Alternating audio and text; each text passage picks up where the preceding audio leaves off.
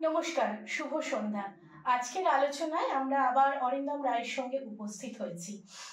আপনারা blow out, জিএফকে এই ধরনের বিভিন্ন থ্রিলার সিনেমাগুলো দেখে থাকবেন হলিউডি। সেখানে বিশ্ব রাজনীতি নিয়ে বিভিন্ন ধরনের থ্রিলিং ব্যাপারগুলো দেখানো হয়। বিভিন্ন বিশ্ব রাজনীতিতে বিভিন্ন দেশের যে সমস্ত এজেন্সিগুলো, স্পাই এজেন্সিগুলো কাজ করে, তাদের একটা অন্যতম ভূমিকা থাকে এবং বিশ্ব রাজনীতির বিভিন্ন ঘটনা সেই সমস্ত এজেন্সি স্পাইদের জীবনে এসে সেগুলো আরো থ্রিলিং মুহূর্ত তৈরি করে, যেগুলো হয়তো হলিউড ফিল্মের থেকেও আরো বেশি থ্রিলার হয়। আজকে এরকমই কিছু ঘটনা নিয়ে আমরা অরিন্দম রায়ের সঙ্গে কথা বলবো। আচ্ছা, নমস্কার অরিন্দম দা। নমস্কার। আপনি আমাকে একটু বলুন যে জ্যাক স্লিভার, হ্যাঁ, উনি খুব রিসেন্টলি ভারতবর্ষে এসেছেন। হঠাৎ এই সময় তো কারোর আগমন ঘটে না ভ্রমণের জন্য, তো হঠাৎ করে উনি কেন এলেন? জ্যাক সুলিভান উনি যুক্তরাষ্ট্রের এনএসএ রাষ্ট্রীয় সুরক্ষার উনি মূল মাথা, এবং সময়টা আপনি ঠিক বলেছেন। উনি যে সময় এসছেন সে সময় হচ্ছে আমেরিকাতে পালা বদলের সময় হয়ে গেছে। সাধারণত হয় না, কিন্তু উনি কেন এসেছেন এখন এইটা ব্যাখ্যা করতে গেলে পরে আমাদের একটু ফ্ল্যাশব্যাকে পিছনে যেতে হবে। মানে এর সাথে কানাডা অঙ্গাঙ্গিভাবে জড়িত। আপনার মনে হতে পারে যে উনি তো আমেরিকা থেকে এসছেন, আর এদিকে আমরা কানাডার কথা বলছি, কানাডাতে তো অন্যরকম ব্যাপার চলছে, এখানে কেন? যদি এই জিনিস আমাদেরকে বলতে হয়, আরেকটি আপনাকে কিউ ধরিয়ে দিই। এই জ্যাক সুলিভান এদেশে আসার আগেই তার সপ্তাহখানেক দিন দশেক আগে কানাডার যে প্রধানমন্ত্রী ছিলেন জাস্টিন ট্রুডো, উনি পদত্যাগ করেছেন। জানা যাচ্ছে যে 2025 অক্টোবরে যে কানাডার সাধারণ নির্বাচন হবে সেটিতে লিবারেল পার্টি, উনি যাকে রিপ্রেজেন্ট করেন, যদি উনি ভোটে দাঁড়াতেন আবার প্রধানমন্ত্রীর যে ক্যান্ডিডেট হিসেবে, তাহলে পরে লিবারেল পার্টির ভরাডুবি হতো। তার জন্য তাকে ভিতর থেকেই প্রেসার দেওয়া হয়েছে, উনি পদত্যাগ করেছেন। এই একটি যেরকম ব্যাপার রয়েছে। আরেকটু যদি আপনাকে বছর দুয়েক আগে আমি এগিয়ে নিয়ে যাই, সেখানে দেখা যাবে একজন খালিস্তানি উগ্রপন্থী, তার নাম হচ্ছে হরদীপ সিং নির্জার। ওনাকে সারে বলে একটি শহর আছে কানাডাতে, তার গুরুদ্বারের সামনে কিছু অজ্ঞাত পরিচয় বন্দুকধারী তাকে ঝাঁঝরা করে দিয়ে চলে যায়। তো বিশ্ব রাজনীতিতে আমরা যেটা বলে থাকি যে কোনো ঘটনা যদি এখন ঘটছে, সেই ঘটনা এখনকারই তা নয়, তার মধ্যে যোগসূত্র পাওয়া যায় কিছুদিন আগে পিছনে। জ্যাক সুলিভান সেরকমই কোনো এক যোগসূত্র ধরে উনি এখানে এসেছিলেন। আচ্ছা, আপনি যে বললেন হঠাৎ ট্রুডো পদত্যাগ করছে, এটা তো হঠাৎ করে হয় না, তো আপনি একটু আমাকে ব্যাখ্যা করুন যে হঠাৎ করে ট্রুডো পদত্যাগ করছেন, হঠাৎ এটা বাইরে এলো আমার মনে হয়, তো এটা কিভাবে একটু আমার আপনাকে যদি আমি ফিরিয়ে নিয়ে যাই ফ্ল্যাশব্যাকে, কিছুদিন আগে আমাদের এখানে ভারতে খুব বড় করে G20 সামিট অনুষ্ঠিত হয়েছে। মনে পড়ে প্রধানমন্ত্রী মোদী যখন জাস্টিন ট্রুডোকে স্বাগত জানাচ্ছেন, তার মধ্যে সে যে উষ্ণতা থাকে, সেই উষ্ণতা কি ছিল? উষ্ণতা ঠিক ছিল না। ওই একটি আমার মনে আছে কোনারকের চাকার মতো একটি রেপ্লিকা বানানো ছিল, তার সামনে উনি রাষ্ট্রপ্রধানদের আমন্ত্রণ জানাচ্ছিলেন, অভ্যর্থনা জানাচ্ছিলেন, কাউকে বুকে জড়িয়ে ধরে তাদেরকে উষ্ণ অভ্যর্থনা দিয়ে তারপর রাস্তা দেখাচ্ছিলেন।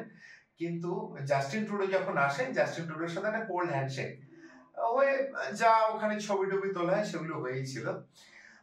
আসলে ভারতের সাথে কানাডার যে দ্বিপাক্ষিক সম্পর্ক, সেই দ্বিপাক্ষিক সম্পর্কটা কিছুদিন থেকেই বিগ্রহতে শুরু করেছিল।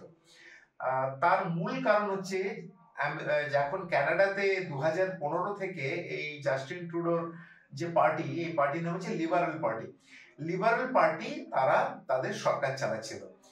তো লিবারেল পার্টির যে মেজরিটি, ভোটে যে মেজরিটি থাকার সংখ্যা ছিল না, তার জন্য নিউ ডেমোক্রেটিক পার্টি বলে একটি পার্টি, যার আবার মূল মাথা হচ্ছে একজন ভারতীয় বংশোদ্ভূত শিখ, তার নাম হচ্ছে জগমিত সিং জিম্মি। জগমিত সিং জিম্মি থেকে কিছু সিটের সাপোর্ট নিয়ে কোয়ালিশন গভর্নমেন্ট চলছিল।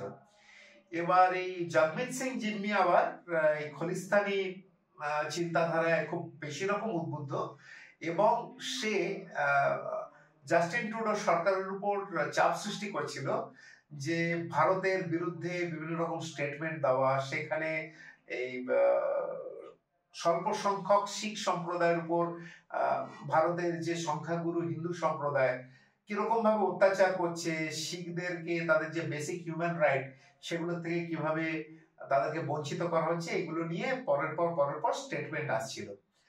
তো এখানে জগমিত সিং জিম্মি এই সরকারে আসার পর থেকে আরেকটি যেটা জিনিস হয়েছিল, যেটাকে বলে লেফট রাইট সেন্টার, এই পাঞ্জাব থেকে ওখানে ইমিগ্রেশন হতে শুরু হয়েছিল।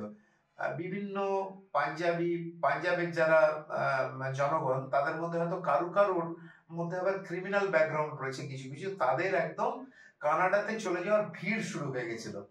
এবং এই আপনার জগমিত সিং জিম্মি এবং তার যে চালাচামুন্ডারা মিলে তারা এই প্রসেসটাকে স্ট্রিমলাইন করে ফেলেছিল একদম, এবং তার মধ্যে তারাও দুহাতে পয়সা বানাচ্ছিল। তো এরকমই 1997 সালে হরদীপ সিং নিজ্জার এখানে হিস্ট্রি সেটাই ছিল, ঠিক আছে। এর নামেও বিভিন্ন রকম ক্রিমিনাল কেস পেন্ডিং ছিল আমাদের ভারতে। সে খুব সম্ভবত, যদি আমি ভুল না হই, তাহলে পরে সে পাটিয়ালার বাসিন্দা পাঞ্জাবের। তো সেখান থেকে সে প্রথমে কানাডাতে চলে যায়, এবং কানাডাতে গিয়ে সে রাজনৈতিক আশ্রয় বা অ্যাসাইলাম, যেটাকে আমরা বলি অ্যাসাইলাম চায়। তো এটা 97 সালের ঘটনা। 97 সালে কিন্তু তাকে পত্রপাঠ কানাডা সরকার তাকে কিন্তু অ্যাসাইলাম দিয়ে দেয়নি। এটা ধীরে ধীরে প্রসেসটা চালু হয়, কারণ এর মধ্যেও একটা বিভিন্ন রকম সরকারি ব্যাপার স্যাপার রয়েছে, এটা চাইলে পরেই এরকম ভাবে পাওয়া যায় না। তো শেষ পর্যন্ত বহুবার তার অ্যাপ্লিকেশন যায়, বহুবার রিজেক্ট হয়, কোনো সাফিসিয়েন্ট কারণ পাওয়া যাচ্ছিল না। তো এই 2007 সালের আশেপাশে তাকে শেষ পর্যন্ত এই জগমিত সিং জিম্মির প্রেসারেই বলতে পারেন কানাডা প্রশাসন তাকে ওখানকার নাগরিকত্ব দেয়, ঠিক আছে। তার উপরের পরিচয় ছিল সে হচ্ছে একজন সাপোর্ট সার্ভিস, সে প্লাম্বিং এর কাজ জানতো। প্লাম্বিং এর কাজ জানা হিসেবে তাকে, মানে প্রফেশনাল প্লাম্বার হিসাবে, কলমিস্ত্রি হিসাবে তাকে কানাডার নাগরিকত্ব দেওয়া হয়। এবং সে, এটা ছিল আইওয়াস পুরোপুরি, কারণ সে ছিল একজন ড্রেডেড ক্রিমিনাল, ঠিক আছে। এবং এক ক্রিমিনাল যদি এক জায়গা থেকে আরেক জায়গায় সে গিয়ে স্থান পরিবর্তন হয়, তার কিন্তু কাজের ধারার কোনো পরিবর্তন হয় না। সে খুব শিগগিরই এই তোমার কানাডাতে অনেক রকম গ্যাং কাজ করে, ঠিক আছে। একটা ব্রার গ্যাং আছে, ঠিক আছে, তারপর দালিয়াল গ্যাং রয়েছে। এরা বিভিন্ন রকম নিজেদের মধ্যে সবসময় মারামারি কামড়াকামড়ি চলতে থাকে। বোম্বেতে যদি আমরা দেখি, বোম্বেতে যেরকম এরিয়া ভাগ অনুযায়ী বিভিন্ন জায়গায় ক্রিমিনালরা থাকে, দাদারের ক্রিমিনাল কেউ, বান্দ্রার ক্রিমিনাল কেউ, এখানেও সেরকম শহরগুলিকে, কানাডার শহরগুলিকে এরা নিজেদের মধ্যে ভাগাভাগি করে নিয়েছিল বিভিন্ন রকম অনৈতিক কাজকর্ম করবার জন্য। অনৈতিক কাজকর্মের মধ্যে একটা মূল কাজ ছিল হচ্ছে যারা খালিস্তানি ব্যাকগ্রাউন্ডের যারা শিখ যুবক, বা যাদের নামে কিছু চুরি ডাকাতি বা নারী নির্যাতনের কেস আছে, এদেরকে এরা ফ্রি প্যাসেজ দিত কানাডাতে। এবং ওখানে গিয়ে তাদেরকে ব্ল্যাকমেল করা হতো যে তোমরা যদি এখানে আমাদের কথা শুনে না চলো, তাহলে পরে তোমাদেরকে আমরা ইন্ডিয়াতে আবার ফেরত পাঠিয়ে দেবো। তো সেই ভয়েই তাদের একটা অটোমেটিক্যালি তাদের ওখানে একটা আর্মি তৈরি হয়ে গেছিল, এবং এই আর্মিগুলো এরিয়ার দখল নিয়ে নিজেদের মধ্যে কামড়াকামড়ি মারামারি চলতো। তা নিজ্জারের যেহেতু একটা অপরাধের ব্যাকগ্রাউন্ড ছিলই, সে সেখানে গিয়ে দিব্যি নিজে এর মধ্যে মিলে যায়। এবং সেই উপর থেকে আরেকটা যেটা করেছিল, এই গুরুদুয়ারা কমিটি যেগুলো রয়েছে, গুরুদুয়ারা কমিটিগুলো অনেকগুলি তারা খালিস্তানি ভাবধারায় তারা উদ্বুদ্ধ হয়ে থাকতো। তারা সেই গুরুদুয়ারা কমিটিগুলোর মধ্যে ইনফিল্ট্রেট করে, এবং সেখানে ধীরে ধীরে কিছু কিছু জায়গা রয়েছে, সেই জায়গাগুলোতে তার মানে যেরকম হয় আর কি, এখানে ডন যেরকম দাউদ ইব্রাহিম বলো বা অন্য অন্য কোনো ডন যদি থাকে, তাদের মতো সে সেখানে প্রভাব প্রতিপত্তি সে বিস্তার করে খালি যে এই ড্রাগস বা অন্যান্য জিনিসে দিয়ে সে স্মাগলিং শুরু করে তা নয়, সে কিন্তু অস্ত্র স্মাগলিং এও রীতিমতো হাত পাকায়। এবং দেখা যায় যে ওখানে প্রায় মাঝে মধ্যে আমরা দেখতে পাই যে তাদের বিভিন্ন পোস্টার আসে বা ফেসবুকে পোস্ট আসে, সেখানে তারা AK-47, AK-56 বা আরো বিভিন্ন রকম রাইফেল টাইফেল নিয়ে তারা খুব আস্ফালন সে নিয়ে করছে। তো এরকম আমরা নির্জারেরও বেশ কিছু ছবি আমরা দেখতে পাই, AK-47 নিয়ে সে মানে বুকচি দিয়ে দাঁড়িয়ে রয়েছে, এবং ইন্ডিয়াকে সে কতটা মানে এখানে বন্দুক হাতে নিয়ে যদি সে ভারতে পৌঁছাতে পারে, ভারতের যে কি অবস্থা করবে সেই নিয়ে একদম আস্ফালন ভরে থাকে। তো যেটা হয় তখন চায়না এখানে খুব অ্যাক্টিভ ছিল। চায়নার একটি প্রজেক্ট ছিল, এই প্রজেক্টটির নাম আমি এই মুহূর্তে মনে পড়ছে না, প্রজেক্ট সানশাইন বা এই টাইপের কিছু একটা প্রজেক্ট চলছিল। এখানে চায়না চাইছিল যে এই বিভিন্ন রকম অপরাধমূলক গোষ্ঠী যেগুলো আছে তাদের উপর নিজের কন্ট্রোল তারা অধিকার কায়েম করবে, এবং অধিকার কায়েম করে যেহেতু খালিস্তানিদের একটা ভারতীয় কানেকশন থাকে এবং এদের দ্বারা ক্রমাগত এদেরকে উস্কিয়ে দিয়ে ভারত বিদ্বেষী তারা কমেন্ট দিতে থাকবে বিভিন্ন সোশ্যাল মিডিয়া, এবং বাকি যে কানাডিয়ান জনতা আছে তাদের মধ্যেও ইনফিল্ট্রেট করবে। হরদীপ সিং নিজ্জার সেই গুরুদুয়ারের কমিটিগুলোর প্রমুখ সদস্য। সেখানেই কানাডাতে ইন্টারাপ্ট করছি, হরদীপ সিং নিজ্জারের সঙ্গে তো পান্নুনের নামও আসে এবং বহুবার ভারতকে ট্রেড করেছে, এবং তার সঙ্গে অজিত দোভালের বিরুদ্ধে খুব রিসেন্টলি কোথাও বলেছিল কেস করবে আন্তর্জাতিক আদালত। আসছি পান্নুনের ঘটনা, বিরাট বড় একটা জ্যাক সুলিভান দিয়ে আমরা শুরু করেছিলাম। জ্যাক সুলিভানের সাথে পান্নুনের একটা লিঙ্কেজ আমরা খুঁজে বের করব। তো নিজ্জার এই গুরুদুয়ারাতে অফিসে ঢুকতে যাচ্ছিল, সেই সময় অজ্ঞাত পরিচয় বন্দুকধারীরা দুজন ছিল, তারা এসে তাকে মেরে দিয়ে চলে যায়। যেটা হয়েছিল সেটা হচ্ছে এরকম অপঘাতে মৃত্যু হওয়ার পর খালিস্তানের মোটামুটি যে কানাডার অপারেশনে বিরাট বড় একটা ধাক্কা আসে, এবং এই ধাক্কাটা আসার পর তারা ওখানে একটু ছন্নছাড়া হয়ে যায়। এই অবস্থাতে যার নাম তুমি নিলে পান্নুন, ঠিক আছে, তার নাম গুরপতবন্ত সিং পান্নুন, এ কিন্তু আমেরিকান নাগরিক, এর সাথে কানাডার নাগরিক সে নয়, কিন্তু কানাডাতে যাতায়াত রয়েছে, যেহেতু এই এখন খালিস্তানিদের চারণভূমি অনেকটাই কানাডাতে।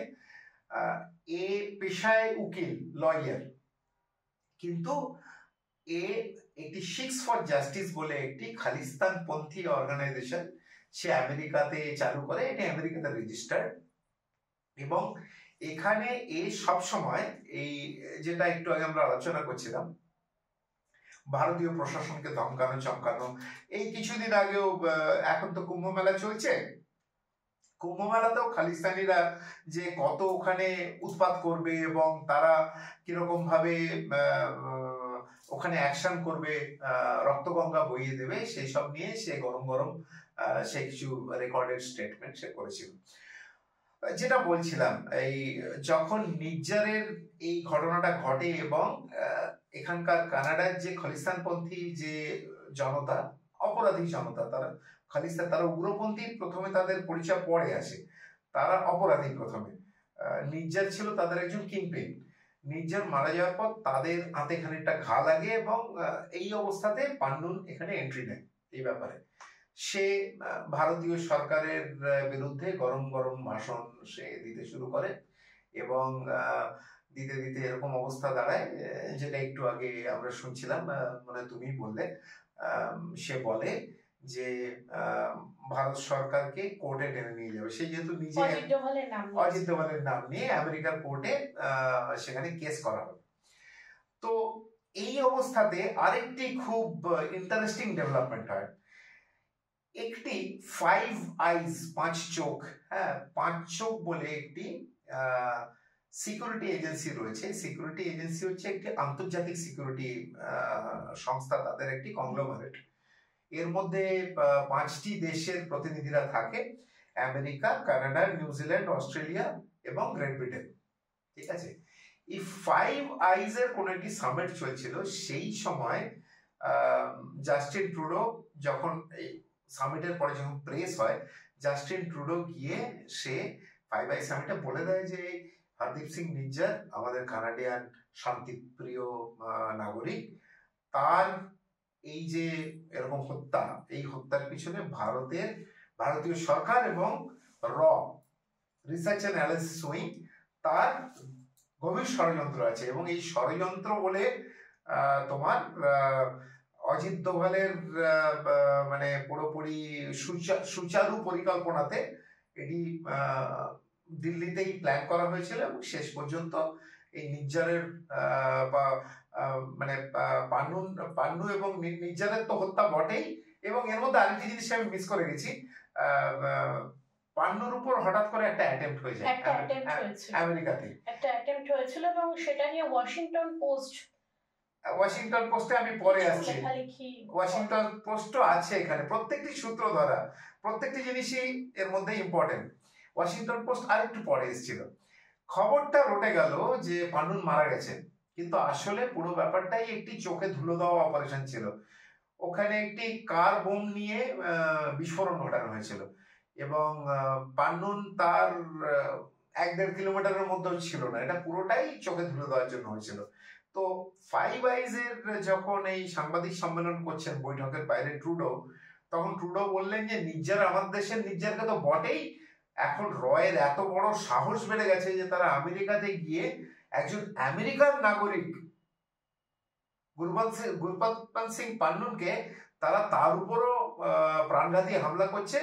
এবার তো ভগবান সহায় আমাদের যে সে বেঁচে গেছে, কিন্তু কতদিন এভাবে চলবে জানি না। এই হচ্ছে ভারতীয় সরকারের টার্গেট।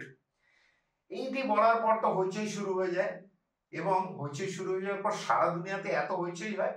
ভারত বলে ঠিক আছে, তুমি আমাদের দিকে আঙুল তুলছো, তাহলে তার প্রমাণ কি? এবং ভারত সরকারের তরফ থেকে বলে যে আমি এখানে একটা তদন্ত কমিটি বসাচ্ছি যে সত্যি এরকম কিছু হয়েছে কিনা, আর তোমরা যদি ওখানে তোমাদের হাতে কিছু অকাট্য প্রমাণ থাকে সেই প্রমাণটা আমাদেরকে দাও। ফাইভ আইজ এর তরফ থেকে, ফাইভ আইজ তো নিজেই একটি ইন্টেলিজেন্সের গ্লোবাল ইন্টেলিজেন্স এজেন্সি বলতে পারো, এই প্রমাণগুলো আমাদের কাছে দাও, আমরা ঠিক জায়গা থেকে কোথায় কি হয়েছে আমরা অপরাধীদের খুঁজে বের করব, এবং যে অপরাধীদের খুঁজে বের করব আমরা তাদেরকে শাস্তি দেব, এবং পুরো দুনিয়ার কাছে ব্যাপারটা ট্রান্সপারেন্ট থাকবে। তো তারপর যা হয় ডিলি ডালি, আজ দেব কাল দেব, দেওয়া যাচ্ছে না, এটা ভারতই করেছে, এই ধরনের মানে এই যেটা বলে যে আকাশে গুলি ছোড়া, এই জিনিস হতে থাকে বারবার। এমত অবস্থায় আরেকটি ডেভেলপমেন্ট হয় ফাইভ আইজ এর সামিটে। তোমার যখন জাস্টিন ট্রুডো বললেন যে ভারতের এখানে হাত আছে, তার 1-2 দিনের পরেই আবার একটি প্রেস মিটে কানাডার স্থিত আমেরিকার যে রাষ্ট্রদূত, উনিও হঠাৎ করে বলেন যে এই তো কিছুদিন আগে কানাডার প্রধানমন্ত্রী বলেছেন ভারতের হাত আছে। আমেরিকার উপর ভারতের প্রথম থেকেই রাগ ছিল, কারণ রাশিয়া ইউক্রেন নিয়ে ভারত চেয়েছিল যে ইউক্রেনের যে পলিসি হবে আমেরিকা যা বলবে ভারত সেই সুরে সুরে গাইবে। সেটা হয়নি। রাশিয়ার থেকে তেল নিতে বারণ করেছিল, ভারত তেল নিয়ে গেছে ক্রমাগত। এবার ইউক্রেনের ফরেন স্টেটমেন্ট দিতে বলেছিল, সেই স্টেটমেন্ট দেয়নি, নিউট্রাল থেকেছে। রাশিয়াকেও বলেছে তোমার ভুল, ইউক্রেনকে বলেছে তোমার ভুল, ঠিক আছে তোমাদের জন্য আমি কথা বলাবার বন্দোবস্ত করতে পারি, কিন্তু তোমাদের সবাইকে একটু পিছিয়ে আসতে হবে, নইলে পরে এটা হবে না। তো আমেরিকা ভারতের উপর একটা শোধ নেওয়ার একটা মানে যেটাকে বলে যে পলিটিক্যালি ঠিক বলবো না, ডিপ্লোম্যাটিক্যালি একটা শোধ নেওয়ার একটা রাস্তা খুঁজছিল। এই সময় প্রথমে জাস্টিন ট্রুডো স্টেটমেন্ট হওয়ার পর আবার কানাডার আমেরিকান রাষ্ট্রদূতের স্টেটমেন্ট, এবং এই ব্যাপারটারই আস্তে আস্তে রিপল এফেক্ট হয়ে জ্যাক সুলিভান এবং অ্যান্থনি ব্লিংকেন, জ্যাক সুলিভান হচ্ছেন ওখানকার রাষ্ট্রীয় সুরক্ষা উপদেষ্টা, এনএসএ আমাদের যেরকম অজিত দোভাল রয়েছেন, এবং স্টেট ডিপার্টমেন্টের সেক্রেটারি উনি হচ্ছেন অ্যান্থনি ব্লিংকেন। ইনারাও হঠাৎ করে স্টেটমেন্ট দিয়ে ফেলেন যে এটা তো এখন ভারত এরকম চালাচ্ছে, ভারত কি আর বিশ্বাস করা যাচ্ছে না। মানে এই ব্যাপারে ভারত একটা রোগ নেশন। সে খালি নিজের তার যে গুন্ডাগিরি সে নিজের ভৌগোলিক সীমার মধ্যেই সীমাবদ্ধ রাখছে না, বাইরে চলে যাচ্ছে। তো এইটা হওয়ার পর ভারত যখন খুব স্ট্রং স্টেটমেন্ট দেয় যে তুমি আমাকে প্রমাণ দাও, আমি এখান থেকে অ্যাকশন নিয়ে দেখাবো, তখন এরা আরেকটি চাল রচে, যেই চালের ফসল হিসাবে পরে ভবিষ্যতে আরো অনেক অনেক অন্যরকম ভাবে ব্যাপারটা বইতে শুরু করে। এবং তুমি যে বললে এই ঘটনার সঙ্গে নিখিল গুপ্তা নাম জড়িত, নিখিল গুপ্তার নাম জড়িত, একজন ব্যবসায়ী, স্বনামধন্য ব্যবসায়ী ছিলেন। জড়িত হয়েছিল, কিভাবে হয়েছিল সেটাও বলছি। একটু আগে ওয়াশিংটন পোস্টের কথা বললে না, খুব বাজেভাবে ব্যাপারটা বলেছিল, উইদাউট প্রুফ তারা বলেছিল যে আমাদের যে দিল্লিতে বসে, সাউথ দিল্লিতে বসে এই কাজটা করা হয়েছে, কিন্তু কোনো প্রুফ ছিল না। পরবর্তীকালে তারা কিন্তু এর জন্য ক্ষমাও চায়নি। হ্যাঁ, এইখানে যে একটি প্লট, আমি বলবো সিনেমার প্লট রচনা হয়েছিল, অলরেডি এখানে ট্রুডো, কানাডার আমেরিকান রাষ্ট্রদূত, এবং দুই হস্তিসম দুই আমেরিকান অফিসার, তারা এখানে এর মধ্যে জড়িয়ে গিয়েছিলেন। তো একটা প্লট করা শুরু হয়, প্লটের মূল উদ্দেশ্যই হয় ভারতকে দুনিয়ার নজরে ছোট করা। এইখানে তারা একজন, চারজন তো ছিলেনই, চারজনের সাথে এক পঞ্চম কুচক্রীকে ডেকে আনা হয়, তার নাম আমরা জানি সবাই, অ্যামাজনের যে প্রধান, তার নাম হচ্ছে জেফ বেজোস। জেফ বেজোসের আরেকটা পরিচয় আমাদের অনেকেরই অজানা, সেটা হচ্ছে উনি ওয়াশিংটন পোস্টের মালিক। ওয়াশিংটন পোস্ট কিন্তু আগে এরকম ছিল না। ওয়াশিংটন পোস্ট আজ থেকে 4-5 বছর আগে অবধি সিআইএ এর বিভিন্ন রকম নীতি, যে নীতিগুলো হয়তো আমেরিকার জন্য হতাশা এবং ডিজাস্টার ছাড়া আর কিছু আনেনি, সেগুলোর সমালোচনা করত। কিন্তু শোনা যায়, আড়ালে আবডালে শোনা যায় যে এই ভারত বিরোধী প্রচারের জন্য বা আমেরিকার এই বাইডেন প্রশাসন ওয়াশিংটন পোস্টকে পুরোপুরি নিজেদের মুখপাত্র হিসেবে ব্যবহার করবার জন্য সিআইএ এর সাথে ওয়াশিংটন পোস্টের প্রশাসনের একটি ডিল হয়েছিল, এবং এই ডিল হচ্ছে $600 মিলিয়ন। ঠিক আছে, অ্যাকচুয়ালি ওয়াশিংটন পোস্টের সাথে না, ডিলটা হয়েছিল জেফ বেজোসের অ্যামাজনের সাথে। তারা চাইছিল, অ্যামাজন যেহেতু ক্লাউড সার্ভিস দেয়, তারা চাইছিল যে যত রকম খবর তাদের এই প্রশাসনকে সমর্থন করে, এইগুলোর যেন একটা আর্কাইভ অ্যামাজন তৈরি করে, এবং সেইগুলোকে যখন যখন দরকার যেরকম যেরকম ভাবে ওগুলোকে রিট্রিভ করে চীনের বিরুদ্ধে, ভারতের বিরুদ্ধে, রাশিয়ার বিরুদ্ধে, মানে আমেরিকা যাদেরকে কন্ট্রোল পুরোপুরি করতে পারছে না তাদের উপর দাদাগিরি করবার জন্য তাদের দুর্বলতার খবরগুলোকে এক জায়গায় রেখে যখন যখন দরকার সেখানে সেখানে আর্কাইভ থেকে তুলে তুলে সেটাকে খবর করা হবে। এবং তার জন্য যে তোমার ফিজ যেটা হয়, সেই ফিজটি $600 মিলিয়ন। এটি মানে কোনো কোনো নিউজ পেপার সেটাকে রিপোর্টও করেছিল। এটা আমি যা বলছি হাওয়া থেকে বলছি না, নইলে ফিগারটা জানা যেত না, $600 মিলিয়ন। তো যাই হোক, আরো শোনা যায় যে $600 মিলিয়ন পেয়ে প্রথম কাজ যেটি জেফ বেজোস করেন, উনি ওয়াশিংটন পোস্টকে কিনে নেন। মানে আপনি বলছেন বাইডেন, ট্রুডোর সঙ্গে বাইডেন একসঙ্গে খালিস্তানি পন্থীদের বিভিন্ন রকম ভাবে এন্টারটেইনমেন্ট দিয়েছিল। আমি পুরোপুরি বলবো না যে বাইডেন এর মধ্যে জড়িত ছিলেন বা কমলা হ্যারিস জড়িত ছিলেন কিনা, কিন্তু আমেরিকাতে সিআইএ বলো, এফবিআই বলো, স্টেট ডিপার্টমেন্ট বলো, এগুলো প্রত্যেকটা হচ্ছে এক একটা নিজের মতো অটোনমিতে কাজ করে। কে কি কাজ করে এটির হয়তো আমাদের যেরকম এখানে আইবি, তারপর সিবিআই, এগুলি যেরকম আগে এরকম ছোট ছাড়া আলাদা আলাদা নিজেদের অটোনমি নিয়ে কাজ করতো, কিন্তু 2014-তে মোদী সরকার প্রথমবার আসার পরে এদের মধ্যে কোঅর্ডিনেটেড মিটিং হয়, এবং মিলিটারি ইন্টেলিজেন্সও তার সাথে। কিন্তু আমেরিকাতে এখনো সেই জিনিস পায়নি। স্টেট ডিপার্টমেন্ট যে কাজ করছে হয়তো সিআইএ জানে না, সিআইএ যে কাজ করছে হয়তো জানে না, এফবিআই জানে না, এফবিআই যে কাজ করছে সেটা হয়তো প্রশাসন জানে না। এবার মানে বলা যাবে না যে বাইডেন এর মধ্যে জড়িত ছিলেন কি ছিলেন না, তার কোনো মানে হার্ড অ্যান্ড সোল প্রুফ কোনো কিছু পাওয়া যায়নি, কিন্তু স্টেট ডিপার্টমেন্ট যে এর মধ্যে জড়িত ছিল তার প্রমাণ আছে। কিন্তু বিভিন্ন রকম ভারত বিরোধিতার তো একটা প্রচ্ছন্ন মদত ছিল। বিভিন্ন রকম ভারত, আমি শুধু খালিস্তান পন্থীর কথা বলছি না না না বিভিন্ন রকম ভারত বিরোধিতায়, যেরকম ওখানে বিভিন্ন মন্দিরের গায়ে অনেক খারাপ কিছু করা হয়েছিল, লেখা হয়েছিল, সেই সমস্ত কিছুতে বা ভারতের পতাকা বিভিন্ন রকম ভারত বিরোধিতা হয়েছে, তো সেইগুলোতে তো প্রচ্ছন্ন মদত ছিল। এবার কোন ডিপার্টমেন্টে ছিল? এটা কি বাইডেন প্রশাসনের ছিল? আপনি বলছেন ডিপার্টমেন্ট বেসিসে আলাদা প্রচ্ছন্ন মদত। আমি এটাই বলতে চাইছি যে কোন ডিপার্টমেন্ট কি কাজ করছে হয়তো আমেরিকার প্রেসিডেন্টও জানেন না সেটা, কারণ তাদের পলিসি থাকে। আমরা আগে হলিউডের সিনেমাতে দেখেছি, যেরকম একটি সিনেমার কথা আমার মনে করছি ইন্ডিপেন্ডেন্স ডে, আমরা দেখেছি সেইখানে একটি ওই রিসার্চ ফ্যাসিলিটি ছিল, সেটির ব্যাপারে আমেরিকার প্রেসিডেন্ট কিছু জানতেন না। এই রিসার্চ ফ্যাসিলিটি যেটা, এটি ছিল স্টেট ডিপার্টমেন্টের ফান্ডিং এ, এবং সেটার ব্যাপারে তার প্রেসিডেন্টকে পর্যন্ত জানেনি। মানে তাদের পলিসিটাই এই যে কোন কোন ডিপার্টমেন্ট এমন ভাবে কাজ করবে সেইটার ব্যাপারে মানে যে সর্বোচ্চ যিনি পাওয়ার তিনিও জানবেন না, সেটা চলতে থাকবে। আবার কোনো কোনো সময় জানা যায়, যদি আমরা ইতিহাসের পাতা উল্টাই, একটা তোমার হেলিকপ্টার আর প্লেনের মোটামুটি মাঝে মাঝে খিচুড়ি একটি প্রজেক্ট তারা করবে, সেটি ঠিক হয়েছিল যেটি যুদ্ধ বিমান হবে কিন্তু সে খাড়া উঠতে পারবে হেলিকপ্টারের মতো, ঠিক আছে, হেলিপ্লেনের প্রজেক্ট, হেলিপ্লেন এটাকে বলে। তো হেলিপ্লেনের প্রজেক্ট নিয়ে তারা কাজ করেছিল, সেটির ব্যাপারেও তখন তাদের প্রশাসনের খুব একটা জানা ছিল না। এরকম চলতে থাকে। এখন কোন ডিপার্টমেন্ট, স্টেট ডিপার্টমেন্টের মধ্যে ইনভলভ ছিল, কিন্তু বাইডেন জানতেন কি জানতেন না এটির কোনো প্রুফ সেরকম ভাবে সরাসরি প্রমাণ নেই।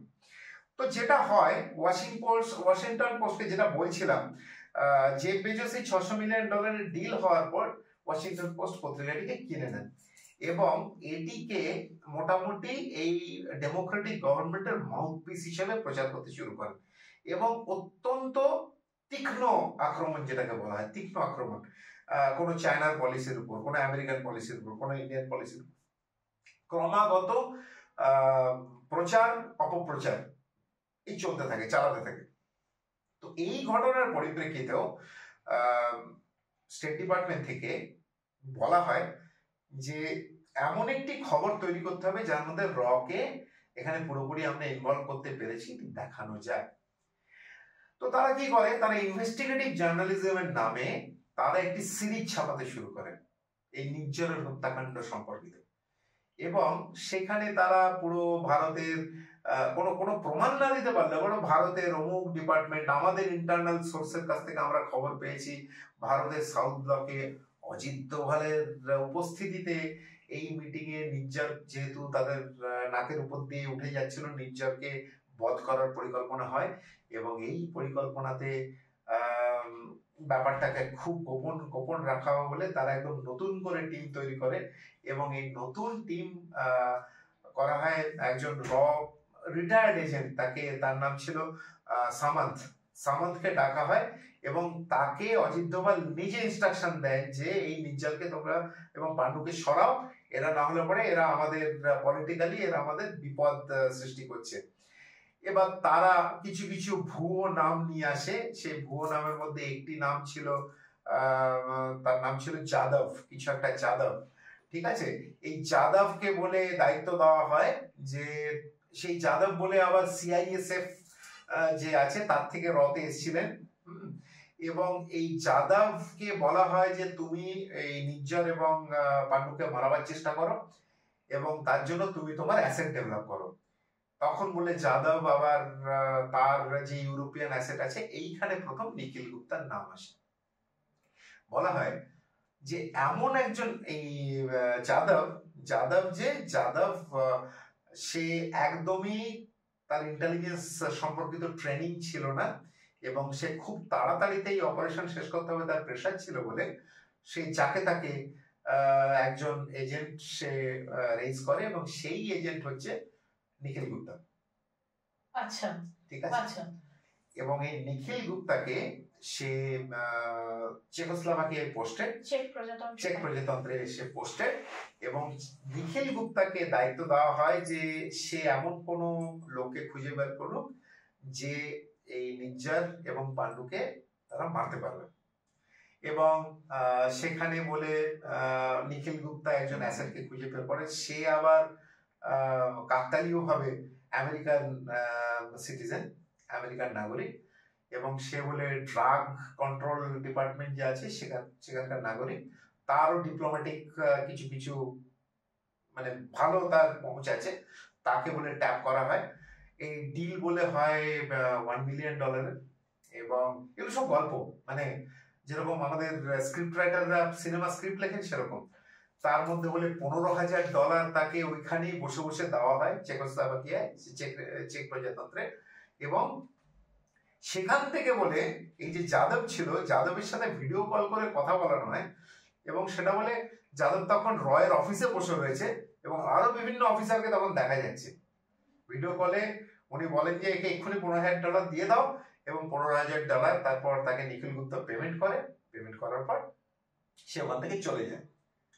এইবার এই যে আমেরিকান যে এজেন্ট ছিলেন, ড্রাগ কন্ট্রোল এজেন্সির যে এজেন্ট ছিলেন, উনি প্রচন্ড ওনার দেশাত্মবোধ জেগে ওঠে, এবং উনি গিয়ে আমেরিকান এম্বাসিতে চেক প্রজাতন্ত্রে পৌঁছান, এবং পৌঁছে উনি বলেন যে এরকম এরকম ষড়যন্ত্র হচ্ছে, কিছুদিনের মধ্যে আমার আমেরিকান সিটিজেন পান্ডুনের উপর অ্যাটাক করতে বলা হবে, আমাকে দায়িত্ব দেওয়া হয়েছে। এবং তারপরেই আমরা ওখান থেকে সিআইএ অ্যাক্টিভ হয়। চেক প্রজাতন্ত্রের সাথে আমেরিকার এক্সট্রাডিশন ট্রিটি আছে, বন্দি বিনিময় চুক্তি, এবং সেই চুক্তির বলে তারা ওখানে নিয়ে যায় নিখিল গুপ্তাকে অ্যারেস্ট করে, এবং তাকে জেলে পুরে কন্টিনিউয়াস ইন্টারোগেশন যেটা বলে জেরা করা শুরু হয়। এই কারণে নিখিল গুপ্তা এর মধ্যে জড়িত হয়ে পড়ে। আচ্ছা, আমাকে এবার বলুন যে এই যে নিখিল গুপ্তাকে অ্যারেস্ট করা হলো, তারপর ভারত সরকারের ঠিক কি পদক্ষেপ ছিল? ভারত সরকার প্রথমেই যখন ফাইভ আইজ বা এখানে জ্যাক সুলিভান, অ্যান্থনি ব্লিংকেন যখন স্টেটমেন্ট দিয়েছিলেন, তখন থেকেই ভারত সরকার তাদের কাছ থেকে প্রমাণাদি তথ্য এইসব চাইতে শুরু করেছিল। যখন নিখিল গুপ্তাকে গ্রেফতার করা হয় এবং তাকে আমেরিকার ভবনে নিয়ে যাওয়া হয়, সাধারণ তাদের মানে দেশদ্রোহের, কিন্তু সেটা তো মিথ্যে, এবং সেই একটা মিথ্যে মামলার তদন্ত কি হতে পারে? ব্যাপার হচ্ছে এটি চলে থাকে আর কি, মিথ্যে মামলা দেওয়া। মিথ্যে মামলা আমি বলতে চাই না, মিথ্যে মামলা যে কত রকম ভাবে হচ্ছে, আমরা যদি আমাদের আশেপাশে তাকাই তারপরে আমরা দেখতে পাবো। আমার মতের সাথে কারণ মত না মিললে পরেই মিথ্যে মামলা দিয়ে তাকে, গাঁজা কেস যেটা হয়েছে আজকাল আর কি, গাঁজা কেস তো বেশিরভাগ ক্ষেত্রে মিথ্যে প্রমাণ হয়েছে, তো এরকমই একটা কেস। তো এই ঘটনা ঘটার পর তাকে যখন তুলে নিয়ে গ্রেফতার করে নিয়ে যাওয়া হয়, এই নিখিল গুপ্তা বেচারি, সে হচ্ছে ব্যবসায়ী, সে হচ্ছে মানে এক্সপোর্ট ইম্পোর্টের ব্যবসা তার। সে চেক প্রজাতন্ত্রে তখন ছিল, ওখানে কোনো ফেয়ার চলছিল, ইন্ডাস্ট্রি ফেয়ার। সে সেইখানে তার যে প্রোডাক্টগুলি রয়েছে, যে প্রোডাক্টগুলি নিয়ে সে ডিল করে, সেখানে ইউরোপের সাথে, মানে মধ্য ইউরোপ, চেক রিপাবলিক হচ্ছে মধ্য ইউরোপের একটি দেশ, সেইখানে সাথে ভারতের খুব বেশি মানে ব্যবসায়িক লেনদেন খুব একটা নেই। সে সেখানেই দেখতে গেছিল সেই ফেয়ারে। এইবার তাকে ওখান থেকে তুলে নিয়ে চলে যাওয়া হলো। তখন ভারতের সাউথ ব্লকে সত্যি সবাই নড়ে চড়ে বসে, এবং আমাদের যে সহ সুরক্ষা পরিষদের যিনি মানে অজিত দোভালের নাম্বার 2, তাকে মাথায় রেখে একটা তদন্ত কমিটি আবার বসানো হয়, যে নিখিল গুপ্তা এই নিরীহ একটি মানুষ, ভারতীয় নাগরিক, তাকে অ্যারেস্ট করা হয়েছে। তো তারা আবার করে ডসিয়েছে এবং বিভিন্ন রকম ভাবে নিজের লাইনে তদন্ত চালিয়ে দেখা যায় যে যাদব এদের যে নাম নিয়েছে, নামগুলোই হচ্ছে মন গড়া ক্যারেক্টার, এরকম কোনো নেই। একজন অজয় যাদব বা কিছু নাম বলে এটা ছিল, ওরা যেটা বলেছিল, ওদের রিপোর্টে এসেছিল, অজয় যাদব বলে কোনো রয়ের কোনো এজেন্ট নেই, ঠিক আছে। অঙ্কিত যাদব বলে একজন ছিল, অঙ্কিত যাদব আবার সিআইএসএফ এর নয়, সে অন্য কোনো ফোর্স থেকে এসছে, আর্মির অন্য কোনো বিভাগ থেকে এসছে। তো এই নামগুলি পুরোই বোঝা যায় যে ব্যাপারটা একটা ওই ফানুসের মতো দাঁড়িয়ে রয়েছে। এই ডিসেম্বরের মাঝামাঝি সময় তারপর যে অফিসারের আন্ডারে এই তদন্ত কমিটি গঠিত হয়েছিল, তিনি আমেরিকাতে পৌঁছান, এবং আমেরিকাতে পৌঁছে এই সব যে প্রমাণ সংগ্রহ হয়েছে এগুলি জ্যাক সুলিভানের দপ্তরের সাথে আলোচনা করে বলেন, তোমরা যেসব করেছো, যেসব আঙুল তুলেছো আমাদের দিকে, একটাও আমরা প্রমাণ নেই এবং একটাও আমরা স্বীকার করি না। এখন তোমরা যদি এখান থেকে কোন রকম অ্যাকশন না নাও, তাহলে পরে আমরা ইন্টারন্যাশনাল প্রেসের কাছে যাব এবং আমরা মুখ খুলবো। যে কোথাকার শোধ কিসের উপর তোলা হচ্ছে এবং আমার নিরীহ নাগরিক তোমাদের জেলে বসে পড়ছে। এবং তার কিছুদিন পর পরে উনি চলে আসেন এইসব দিয়ে। তার অব্যবহিত পরে 1 সপ্তাহের মধ্যে আবার জয়শঙ্কর উড়ে যান আমেরিকায়। ওখানে গিয়ে উনিও আবার জ্যাক সালিভানের অফিসের সাথে উনি কোনো একটি বৈঠক করেন, এবং বৈঠক করার পরে এইসব খবর তো প্রত্যেকে ঢোক গেলে থুতু ফেলে যদি থুতু চাটার মতো অবস্থা হয়, কেউই তাদের মিডিয়াতে প্রকাশ করতে চায় না কি হয়েছে না হয়েছে। থ্রু প্রপার চ্যানেল যদি খবর পাওয়া যায়, এবং পাকিস্তান মিডিয়াও এটাকে প্রকাশ করেছে। হ্যাঁ, ফর ইউর কাইন্ড ইনফরমেশন, এটি ভারতের কোনো মিডিয়া খবর দেয়নি যে নিখিল গুপ্ত ছাড়া পেয়ে গেছেন, কিন্তু পাকিস্তানের অন্তত 3-4 জন ইউটিউবার তারা এই খবর করেছে যে, এবং সেই খবরের হেডিং ছিল এস জয়শঙ্কর উনি ভারতে এসে নিখিল গুপ্তাকে ছাড়িয়ে দিয়ে গেলেন, আমেরিকা চুপ করে রইল, এরকম টাইপের হেডিং দিয়েও তারা খবর করেছে। এবং যেটা বোঝা যাচ্ছে এই যে জ্যাক সুলিভান, আমি প্রথম প্রশ্নে ফিরে যাচ্ছি, জ্যাক সুলিভান কি করতে এসেছিলেন? দুটি কারণে উনি এসেছিলেন। এক হচ্ছে এই মুক্তির খবর, মানে ভারত যে চাপটা দিয়েছিল সেই চাপের ফলে যে নিখিল গুপ্তা মুক্তি পেয়েছে এবং সে ভারতে ফিরে এসেছে বা সে ভারত ফেরার রাস্তায় রয়েছে, এইটি উনি অজিত দোভালকে বলতে এসেছিলেন, 1 নম্বর। আর 2 নম্বর হচ্ছে বাংলাদেশের আগামীতে বাংলাদেশের সাথে ভারতের আমেরিকার যে নতুন সরকার আসছে তাদের কি ডাইরেকশন হতে পারে সেটি নিয়ে কিছু উনি ডাইরেকশন দিতে এসেছিলেন। এই দুটি কারণে নিয়ে এসেছিলেন। ভীষণ টানটান উত্তেজনামূলক থ্রিলার। যাই হোক, এবারে আমার একটু বলুন যে বাংলাদেশ 20শে জানুয়ারির পর কি হতে পারে? 20শে জানুয়ারির পর কি হতে পারে তার আগে আমরা দেখতে পাচ্ছি যে যে চাপ আসছে, মানে ভারত তো চুপচাপ বসে রয়েছে, আমরা তো সোশ্যাল মিডিয়া চ্যানেলগুলোতে দেখছি রোজই বাংলাদেশিরা যুদ্ধ করছে এবং যুদ্ধ করে ভারতের মানে পারলে পরে ওখানকার যে হুজুররা আছেন হুজুররা স্টেটমেন্ট দিচ্ছে যে, এবং ভীষণ নোংরা বক্তব্য, মানে একজন মেয়ে হিসাবে আমার সেই বক্তব্য শুনতে ভীষণ লজ্জা, অশ্লীল শব্দের ব্যবহার তার মধ্যে। তারা যেটা মূল বক্তব্য তাদের দিচ্ছে এবং অদ্ভুত কিছু আলোচনা সেখানে হয়, হয়তো তাদের যে গ্রন্থ শেষে তাতে কিন্তু সেগুলো কিচ্ছু লেখা নেই, কিন্তু তারা অদ্ভুত আলোচনা করতে থাকে, অদ্ভুত কথা বলতে থাকে। আমি মানে অবাক হয়ে যাই যে এরকম চিন্তাধারা নিয়ে কি করে একটা দেশ চলছে। এইটি নিয়ে আমরা পরে একদিন বড় প্রোগ্রাম করতে পারি। এই যে র্যাডিকালাইজেশন, এটি পাকিস্তানেরও সমস্যা এবং এটি বাংলাদেশেরও সমস্যা। কিভাবে র্যাডিকালাইজেশন প্রথমে যেটি পলিটিক্যালি শত্রুতা ছিল, এদিক থেকে কিভাবে এটি ধর্মযুদ্ধের দিকে এগিয়ে যাচ্ছে, এটি নিয়ে আমরা ডিটেলে আলোচনা করব।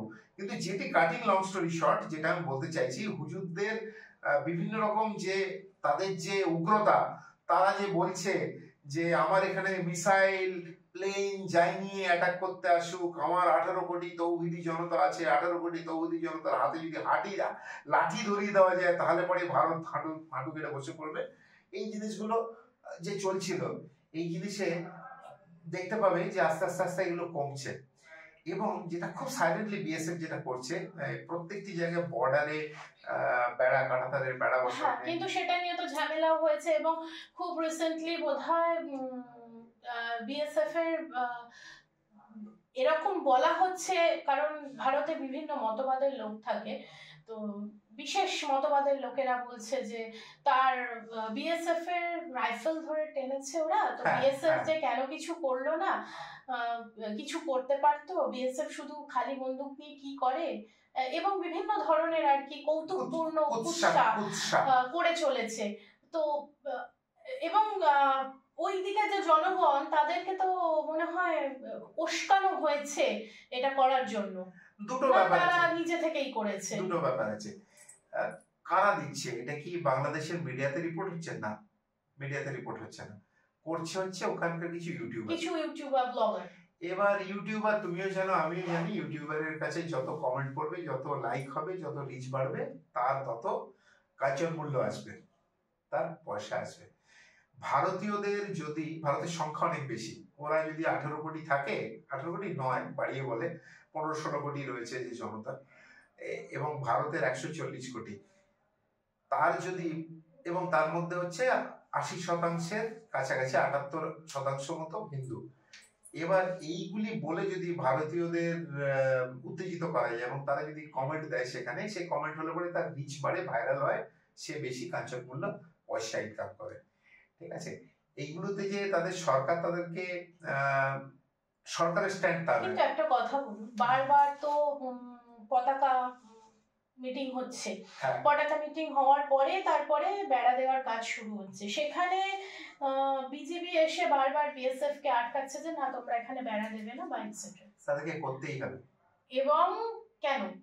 কিন্তু পতাকা মিটিং এ তো সেটা পাস হয়ে যাচ্ছে, তারপরেও সেই জিনিসটা হচ্ছে। তাদেরকে করতেই হবে, তার কারণ হচ্ছে বাংলাদেশের সাথে ভারতের যে বর্ডার রয়েছে তার মধ্যে অনেকটা জায়গাতেই কাঁটাতার দেওয়া হয়ে গেছে। মানে স্পেশালি যদি আমি রায়গঞ্জের দিকে যাই তাহলে দেখবো যে লম্বা কাঁটাতারের খুব মজবুত বেড়া পড়ে গেছে। এইবার কিছু জায়গায়, বিশেষত উত্তরবঙ্গের কিছু জায়গায় খোলা রয়েছে, মালদাতে খোলা রয়েছে, মুর্শিদাবাদে খোলা রয়েছে, যেসব জায়গায় নদী দিয়ে বর্ডার, মানে নদী দুটি দেশকে আলাদা করে, সেই ছাড়া যেসব জায়গায় ল্যান্ডমাস রয়েছে, মানে যেসব জায়গায় জমি রয়েছে, তারপর কাঁটাতারের বেড়া দেওয়ার কাজ হয়নি পুরোটা। যে জায়গাটুকুতে হয়ে গেছে সেটা তো হয়ে গেছে, সেটা কিছু করবার নেই। আরো 400 বা 450 কিলোমিটারের দেওয়া বাকি আছে। এদের এখন বিজিবি এবং এই চোরাচালানকারী যারা রয়েছে,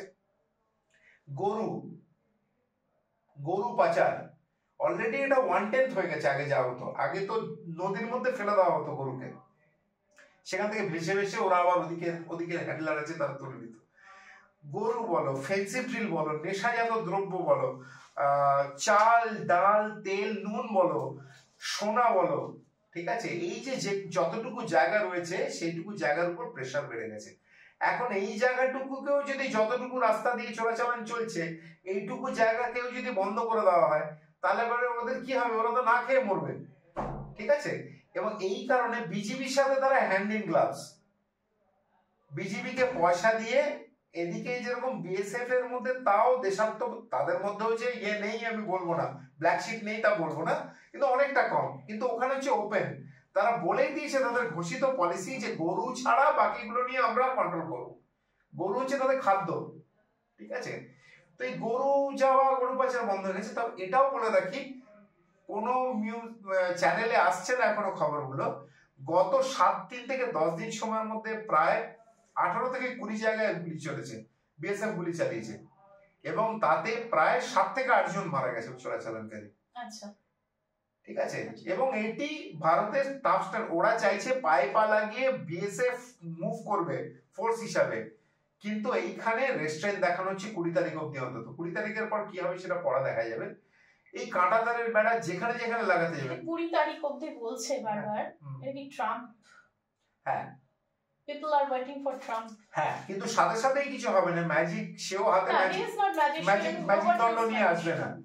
কিন্তু এই যে মানসিক চাপ, আমার ধরো সামনে একটা পরীক্ষা আছে, আমি সেই পরীক্ষার আমার প্রিপারেশন হয়নি কিছু, আমাকে বসানো হয়েছিল, এয়ারলিফট করে এনে বসানো হয়েছিল, বলা হয়েছিল যে আগামী কয়েক মাসের মধ্যে তোমাকে ইয়ে করাতে হবে, ইলেকশন করাতে হবে, নির্বাচন করিয়ে একটা জনপ্রতিনিধি সরকার যদি এখানে না করা যায় তাহলে পরে এটা কিন্তু কেয়ারটেকার গভর্নমেন্ট হয়েই থাকবে। তো তার হঠাৎ এই মোহাম্মদ ইউনূসও কিন্তু কম, উনি মৌলবাদী নন, উনি মৌলবাদী চিন্তাধারা রাখেন। অবশ্যই যা যা হচ্ছে মৌলবাদী চিন্তাধারাই হচ্ছে। এবং উনি এসে কি করলেন, উনার গভর্নমেন্ট চালাচ্ছে হচ্ছে, না আছে কোনো এমএলএ, না আছে কোনো এমপি, কতগুলি অপরিণামদর্শী যুবকই আমি বলবো, 30-40 এরকম বয়সী যুবক যারা উপদেষ্টা হয়ে সংসার চালাচ্ছে, এবং তারা ওখানে তাদের অত্যাচার বেড়ে গেছে। মানে সিরাজদৌল্লার যেরকম এখানে গভর্নমেন্ট ছিল, উনি যা ইচ্ছে তাই করতেন, এরাও যা ইচ্ছে তাই করতেন। মানে মিলিয়ন মিলিয়ন ডলার তাদের ব্যাংক অ্যাকাউন্টে ঢুকে গেছে, তারা দামি দামি গাড়ি চড়ছে, সকালে একটা গাড়ি বিকেলে একটা গাড়ি। তো যারা এই গণ অভ্যুত্থান করেছিল আগস্ট মাসের, তারাও বুঝতে পারছে যে তারা কি ভয়ঙ্কর এক, মানে ঝাড়ের বাঁশকে তারা নিজের ঘরে ডেকে নিয়ে এসছে। ঠিক আছে, তো যেটা হবে, এই পায়ে পা লাগিয়ে ভারতের সাথে, বিএসএফ এর সাথে লড়াই বেঁধিয়ে একটা গোলমাল পাকাতে চেষ্টা করছে ইউএস প্রশাসন। আচ্ছা, আমি আরেকবার ইন্টারাপ্ট করছি। তিনচর বলে যে জায়গাটি আছে বা এই ধরনের অনেক জায়গা আছে, এবং অনেক জায়গায় কাঁটাতার হয়তো 1 মাইল 2 মাইল, এবং সেই দিকে চাষের জমি আছে, সেখানে চাষ করে ট্রাক্টর নিয়ে যাচ্ছে, সার নিয়ে যাচ্ছে, খড় যা, তো সেই জায়গাগুলো কি হবে, মানে কি হতে পারে, এবং সেই জায়গাগুলোর জন্য তো বিএসএফ ধরতেও পারছে না, মানে হতে পারে চোরাচালান, হতে পারে মানুষ পাচার, তো সেগুলো তো ধরতেও পারছে না, বিএসএফ কতবার দেখবে। তো এইগুলো এখানে একটা ব্যাপার আছে, মজার ব্যাপার আছে, আজকে বললে পরে দীর্ঘায়িত হতেই থাকবে। মজার ব্যাপার আছে, ছিটমহল যেটা ছিল ভারতের মধ্যে বাংলাদেশের কিছু এরিয়া, বাংলাদেশের মধ্যে ভারতের কিছু এরিয়া এবং ঢুকেছিল, ছিটমহল সমস্যা মোটামুটি সমাধান হয়ে গেছে। এবং জেনে রাখবে যে ছিটমহল সমস্যার সমাধানের পর বাংলাদেশের জমি বেশি পেয়েছে, ভারত কিন্তু কম পেয়েছে, ঠিক আছে। এবার এই যে তিনচরের মতো জায়গাগুলো যেখানে বর্ডার লাগোয়া কিছু চাষের জমি রয়েছে, এইখানে যে কাঁটাতার পড়ছে সেই কাঁটাতার কিন্তু একদম সেই দু মানুষ উঁচু কাঁটাতার নয়। সেখানে চাষিরা যেহেতু, যেটা তুমি বললে, ওদিক থেকে এসে হামলাদাররা আসছে, ধান কাটে নিয়ে চলে যাচ্ছে, বিষ দিয়ে চলে যাচ্ছে, এই ব্যাপারটি আটকাবার জন্য তারা 1.5-2 ফুটের টেম্পোরারি বেড়া দিচ্ছে। ওইখানে গিয়ে ওগুলো কিন্তু বিএসএফ এর বেড়া না, বিএসএফ এর বেড়া হচ্ছে নিজের ল্যান্ডের মানে বাউন্ডারির মধ্যে অন্তত 300 গজ পিছনে ইয়ে পড়বে, বেড়া পড়বে, অন্তত 300 গজ। এটি হচ্ছে আমাদের জেনেভা কনভেনশনের যে ঠিক হয়েছিল। এবং বাংলাদেশের দিকেও 300 গজ তাদের দূরে।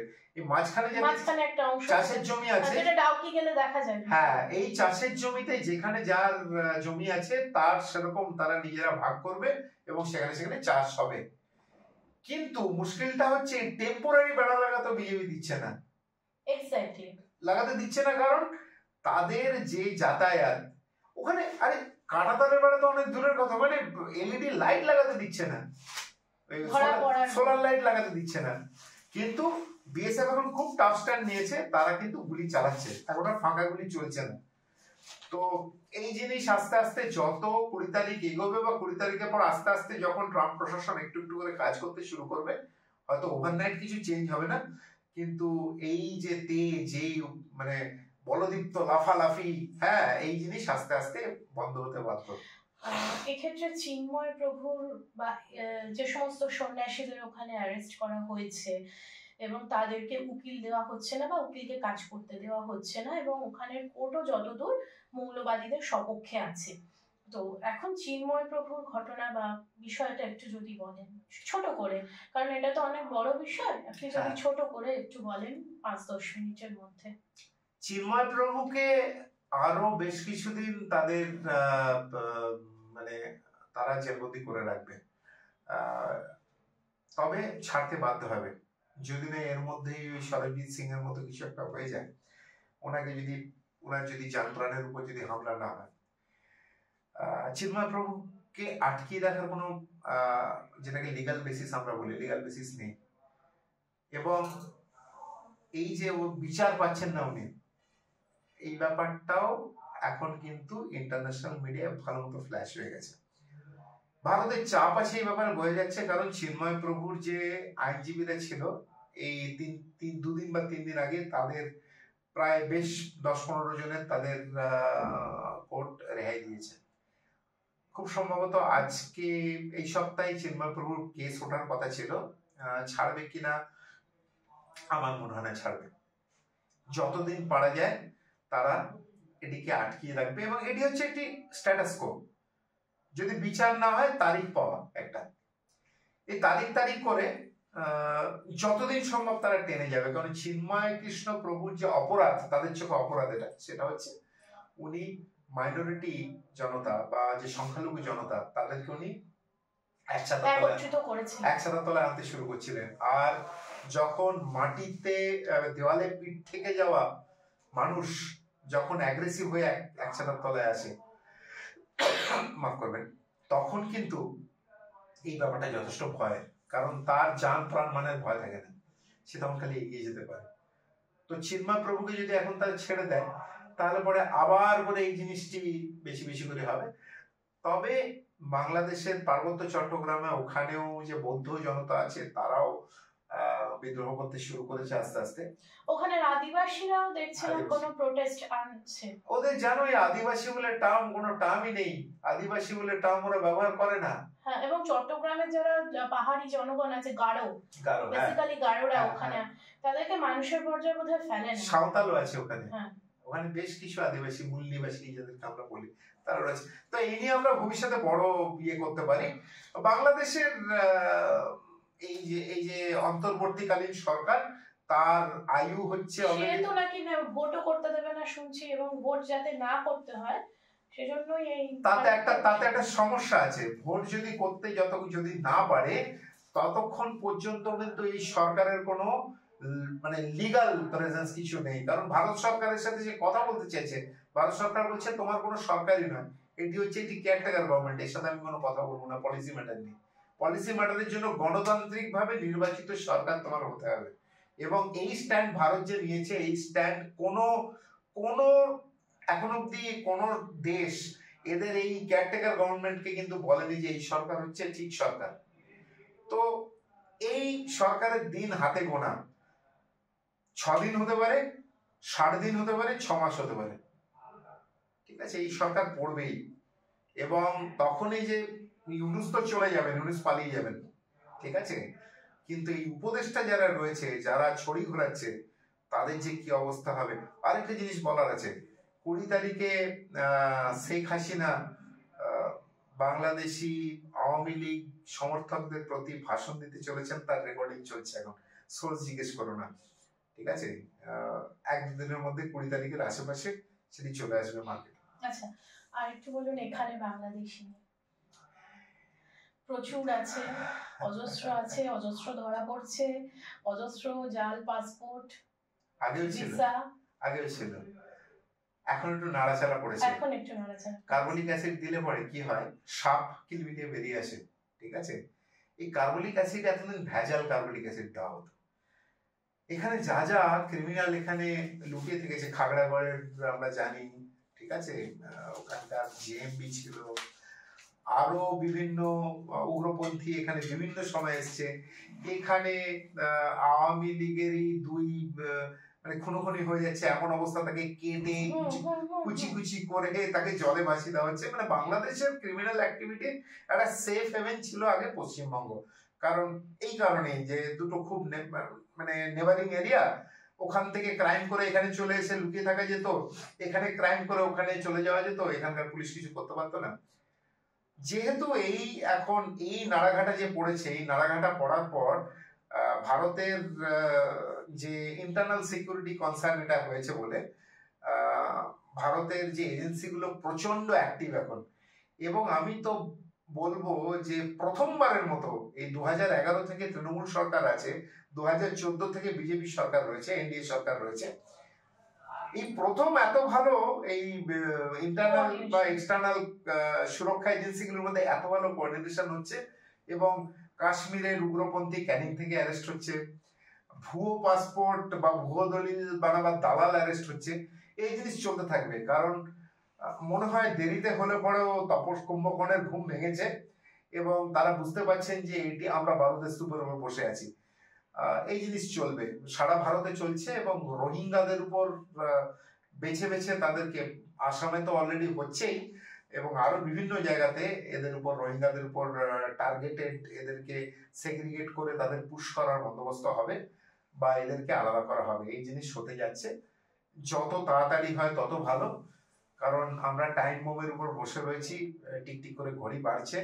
কোনোদিন একটা কিছু হলো বা এরা যদি আবার প্রচন্ড রেগে যায় বা কিছু হয়, আমাদের এখানেও ধুমধাড়াক্কা বোম ব্লাস্ট শুরু হতে পারে, কারণ লোনুল ফ্যাট আপ খুব বাড়বে। আইএসআই এর যে জিনিস ছিল আগে কাশ্মীরে, যে জিনিস করতো, সেই জিনিস তারা পশ্চিমবঙ্গে আবার শুরু করবে, তাদের যদি স্বার্থ বিঘ্নিত। তো আচ্ছা, খুব টান আলোচনা হলো আজকে, ঠিক আছে, তো আপনাকে অনেক ধন্যবাদ। অনেক ধন্যবাদ, সবাই ভালো থাকবেন।